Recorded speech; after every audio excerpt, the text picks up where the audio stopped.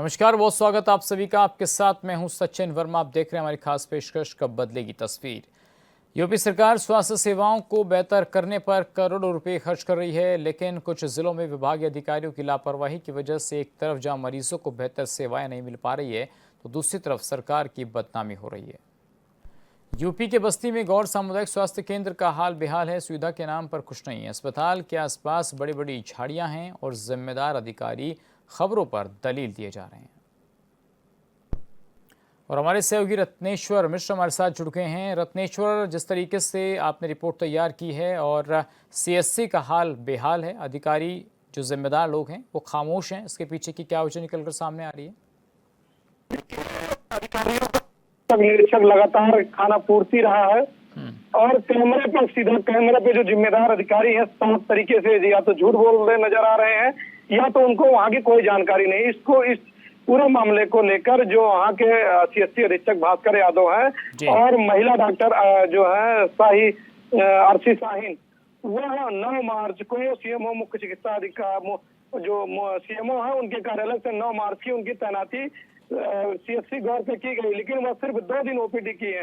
उसके बाद वो लापता है, कहाँ है, किस तरीके से है, या किसी को जानकारी नहीं। उसके बारे में जब डिप्टी सीएमओ ब्रजेश शुक्ला से भी पूछा गया तो उन्होंने कहा कि मुझे इसके बारे में जानकारी नहीं है, मैं सीएमओ कार्यालय से इसकी जानकारी क्यों होगी, क्योंकि वह एक बड़े पद पर डिप्टी सीएमओ के पद पर। वहीं जो मुख्य चिकित्सा अधिकारी है डॉक्टर राजू निगम, वो अभी गौर औचक निरीक्षक पे पहुंचे। जब उनसे पूछा गया तो अभी कहा ठीक है, मैं जानकारी लेकर आपको बता दूं। जबकि वो मुख्य पद होता है, जनपद का सबसे बड़ा पद होता है स्वास्थ्य विभाग का, सीएमओ मुख्य चिकित्सा अधिकारी, उनको भी इसके बारे में कोई जानकारी नहीं है। वहीं सीएससी अधीक्षक भास्कर यादव के बारे में जब उनसे पूछा गया कि सर हम आज औचक निरीक्षण करने आए हैं, वो हमारी उपस्थित नहीं है, लेकिन उन्होंने कुछ भी बोला नहीं।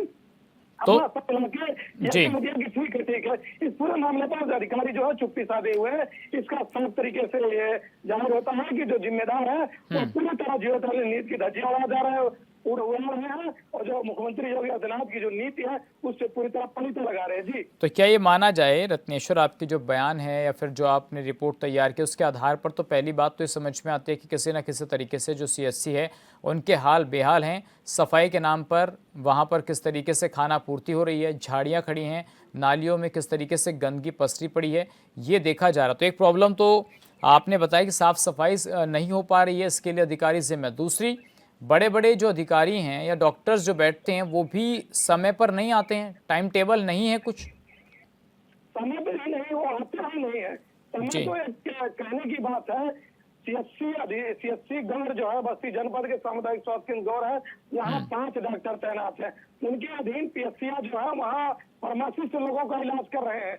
यहाँ तक कि जब आते हैं जो सीएससी अधीक्षक भास्कर है, वो अगर आते भी हैं तो हफ्ते में 2 या 3 दिन आते हैं और 1 बजे वो सीधा अपने आवास अयोध्या जनपद को चले जाते हैं। वो रात्रि निवास नहीं करते हैं, हफ्ते से 2 दिन करते। इसको लेकर शिकायत वहाँ के शिकायत जो ग्रामीण जो है शिकायत किए, उससे जो मुख्यमंत्री पोर्टल है जो मुख्यमंत्री जी खुद उसको मॉनिटरिंग करते हैं, उस पर फर्जी रिपोर्ट लगा दी गई है। यहाँ तक कि जब उसको असंतुष्टि दर्ज की गई, मुख्य चिकित्सा अधिकारी कार्यालय पहुंचा, वहाँ भी फर्जी रिपोर्ट प्रेषित की गई। इसको लेकर अब जो शिकायत करता है वो प्रमुख सचिव से इसकी गुहार लगाया है। लेकिन अब क्या कहा जाए, एक कहावत है, अंधेर नगरी चौपट राजा, टके से खाजी टके से राजा, यही हाल है यहाँ। बिल्कुल रत्नेश्वर, आपने सही कहा किस तरीके से आप अधिकारियों तक गुहार लगा रहे हैं। तो यानी कि माना जाए कि जो सीएससी प्रभारी हैं वो या फिर जो और सीएमओ हैं ज़िले के और जो जिलाधिकारी हैं, क्या उन तक ये तस्वीरें, ये वीडियोस पहुंचाने की कोशिश भी, प्रयास हुआ कुछ? देखिए, कल जो है सीएमओ जो राजीव निगम है वह खुद औचक निरीक्षण करने आए, लेकिन हमको अस्पताल की परिसर की गंदगी, खुद अस्पताल के बीचों बीच जहाँ जो ओपीडी देखते हैं डॉक्टर, उनके पीछे की ये तस्वीर है, जो पानी भरा हुआ है, गंदगी है, यहाँ बैठ देख सकते हैं, बदूमारियां है, कुछ परिसर में बड़ी बड़ी झाड़ियां उगी हुई है। लेकिन अब क्या ही कहा जाए, उनको सिर्फ फोटो खिंचवा के जो खाना पूर्ति औचक निरीक्षण है वो करके। चलिए ठीक है, बने रत्नेश्वर हमारे साथ। देवा द्विवेदी हमारे साथ जुड़ गए हैं, क्षेत्रीय निवासी हैं। तो क्या कहेंगे द्विवेदी जी, किस तरीके से समस्याओं का सामना करना पड़ रहा है? हॉस्पिटल के नाम पर ना इलाज है, ना डॉक्टर्स का समय सारणी है कुछ, और सफाई तो आप देख ही रहे हैं, कितनी सफाई कर रहे हैं हॉस्पिटल में। जी सर, ये हॉस्पिटल की बहुत ही बड़ी दुर्दशा है। कई बार वहाँ जाया गया तो वहाँ पर डॉक्टर पहली बात तो मौजूद मिलते नहीं हैं जी, और जो वहाँ के डॉक्टर भास्कर जी हैं वो कंटिन्यू फैजाबाद ही अपना निवास बनाकर वहाँ अपना क्लिनिक संचालित कर रहे हैं और सारे मरीजों को यहीं से हैंडलिंग कर रहे हैं। और ये समझ लीजिए बहुत ही शर्मनाक स्थिति है उत्तर प्रदेश शासन के लिए। मतलब आप कह रहे हैं कि जो डॉक्टर गवर्नमेंट हैं वो अपना प्राइवेट हॉस्पिटल भी चला रहे हैं, जी जी जी जी जी। तो इनको कोई रोकने टोकने वाला नहीं है?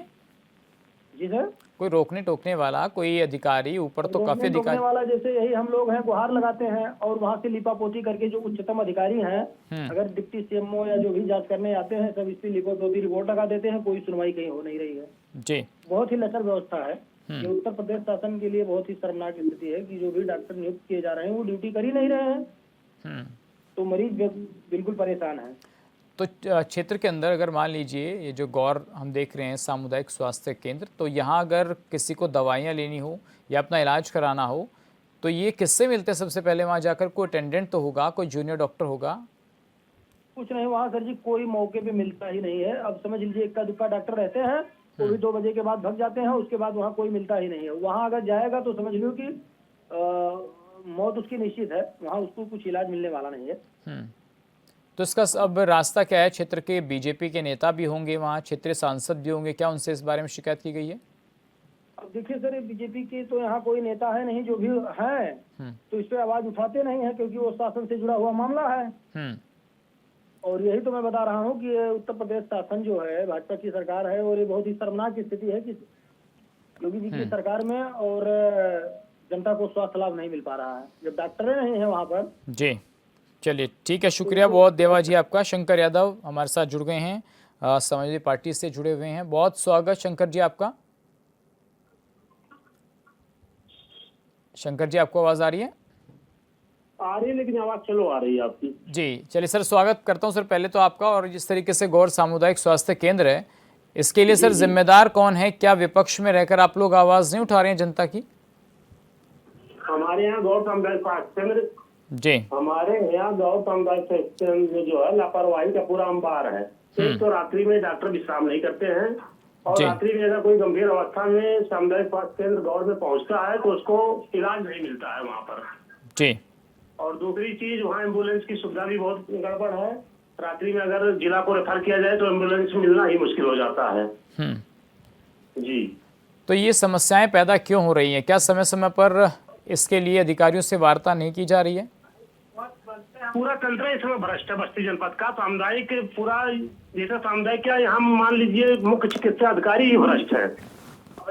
जब ये अपने अफसरों को लगाम लगाएंगे तभी अफसर काम करेंगे सही ढंग से, लेकिन जब अफसरों को ये लगाम ही नहीं लगाएंगे तो अफसर कहाँ से काम करेंगे? जब खुद सिस्टम फेल है, लोग नीचे के ढंग से यानी अंदरूनी ढंग से यहाँ सब गोलमाल कर रहे हैं, भ्रष्टाचार में लिप्त हैं, तो डॉक्टर यहाँ कहाँ बैठेंगे, कहाँ क्या करेंगे? सब रुपया खोजते हैं यहाँ 24 घंटे। तो भ्रष्टाचार हो रहा है। बाहरी दवा लिखते हैं, अंदर की दवा ही नहीं देना चाहते हैं। जी। तो भ्रष्टाचार जो हो रहा है वो किस बिना पर हो रहा है और किन व्यवस्थाओं में भ्रष्टाचार को किया जा रहा है? जी सर, आप सुन पा रहे हैं? जी बोलिए। शंकर जी, मैं ये पूछ रहा हूँ कि जो भ्रष्टाचार की आप बात कर रहे हैं वो किन व्यवस्थाओं में भ्रष्टाचार हो रहा है? ये जमीनी स्तर पर पूरा ये भ्रष्टाचार में लिप्त है। इनका पूरा तंत्रीय स्वास्थ्य विभाग का महकमा ही लिप्त है इसमें पूरा। जी। चाहे जिले लेवल की बात करें चाहे ब्लॉक स्तर की बात करें, यहाँ सारी सुविधाएं उपलब्ध रहती है सरकारी तंत्र में। होम्योपैथिक से यानी ये जो पैथोलॉजी वगैरह की व्यवस्थाएं हैं ये सब लोग बाहरी ढंग से करवा रहे हैं, बाहर की पैथोलॉजी की जांच मंगवा रहे हैं, अंदर से कोई करवा ही नहीं रहे हैं कोई। जी। तो आपने लास्ट टाइम जो है वो कभी दौरा किया सर? वहाँ पर आप गए, देखा आपने क्या व्यवस्था? कई बार गए, कई बार आवाज उठाया, मीडिया पत्रकार महोदयों से हम लोग बात किए, बताए सारी चीजें, लेकिन 2 दिन मामला बहुत तेजी से उछलता है, उसके बाद मामला फिर ठंडे बस्ते में चला जाता है। हम लोग तो चिल्लाते रहते हैं। हम लोग एक जनसेवक हैं, हम लोग एक जनता का ध्यान देंगे नहीं, जांच करेंगे इधर उधर, कौन करेगा बताइए? वहाँ जब जाइए। चलिए, हमारे साथ बीजेपी के नेता भी जुड़ गए, अमन शुक्ला है, बीजेपी से हैं। अमन जी, बहुत स्वागत है आपका। अमन जी, आपको आवाज आ रही है? जी जी सर, धन्यवाद। जी अमन जी, गौर सामुदायिक स्वास्थ्य केंद्र का सर क्या हाल है? भ्रष्टाचार के आरोप लग रहे हैं और प्रधानमंत्री जी तो स्वच्छता अभियान को लेकर इतना लंबा चौड़ा काम वो कर चुके हैं, लेकिन सर क्या हालात हैं? जरा एक बार जाके देखिए वहां पर। नहीं सर, हम लोग बराबर जाते रहते हैं। गौर सामुदायिक स्वास्थ्य केंद्र का हाल ठीक है। अब गरीब परिवार के 5 लाख तक का मुफ्त इलाज सरकार हमारी करवा रही है और आर्थिक रूप से कमजोर लोगों को काफी राहत मिल रही है। सामुदायिक स्वास्थ्य केंद्र में एक्सरे की सुविधा उपलब्ध है और प्रतिदिन डॉक्टर द्वारा 200-250 ओपीडी कराई जा रही है। सर डॉक्टर वहाँ बैठ नहीं रहे हैं, खुद अभी देखिए किस तरीके से। ऐसा कुछ नहीं है, 4-5 डॉक्टर वहाँ पे नियुक्त है। डेली ओपीडी चलती है, डेली 250-300 मरीज को देखा जाता है। अब बताइए, बिना रजिस्टर सब मेंटेन है, 250-300 मरीज डेली डॉक्टर लोग देखते हैं। बच्चों के अलग डॉक्टर नियुक्त हुए हैं और दो डॉक्टर और अलग है, महिला डॉक्टर नियुक्त हुई हैं। ठीक है, हमारे साथ क्या शंकर यादव जी हमारे साथ हैं? जी शंकर जी आप सुन पा रहे हैं? आवाज अमन जी की बहुत स्लो आ रही है, आवाज समझ अमन जी कह रहे हैं, मैं बता देता हूं सर आपको। अमन जी कह रहे हैं भाई कोई दिक्कत नहीं है, पूरा हॉस्पिटल वेल एंड गुड चल रहा है और लोगों को अच्छा इलाज दिया जा रहा है। 5 बजे तक डॉक्टर बैठते हैं। बदनामी तो कहेंगे, अमन जी सत्ता पक्ष के व्यक्ति हैं, वो तो हमेशा कहेंगे अच्छी व्यवस्थाएं हैं, लेकिन जब उसको सही तरीके से विपक्ष के भूमिका में बैठकर देखेंगे तो सच्चाई सारा धरातल पे आ जाएंगी। वहाँ महिला डॉक्टर की कोई व्यवस्था नहीं है, रात्रि विश्राम की कोई डॉक्टर की व्यवस्था नहीं है, पूरा गंदगी का अंबार लगा हुआ है, दवाइयाँ सब बाहरी लिखी जा रही है, चार्ज सब बाहरी कराया जा रहा है। क्या यही वहाँ का लोग जो है नियम कानून है? सामुदायिक स्वास्थ्य केंद्र की यही व्यवस्था है?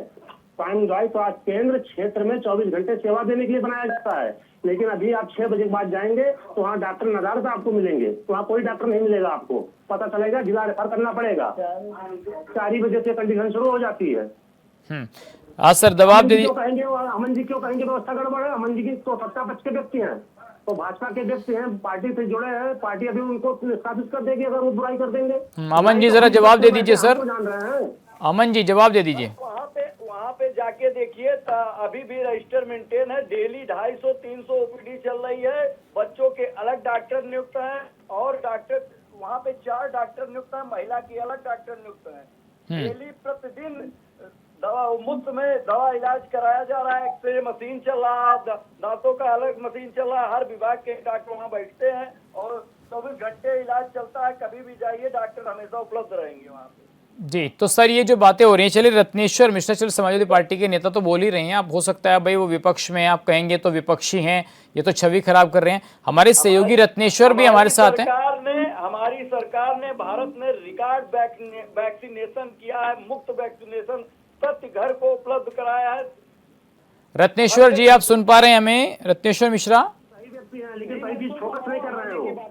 जरा बता दीजिए अमन जी को, जरा आप ही जवाब दे दीजिए क्या हो रहा है। भाजपा के अमन जी जरा सुन लीजिए, जरा हमारे सहयोगी क्या बता रहे हैं। कहना चाहता हूँ कि वह जाके इस समय अभी गांव की स्थिति को देख के वह देख ले कितनी बड़ी बड़ी झाड़ियां उगी हुई है।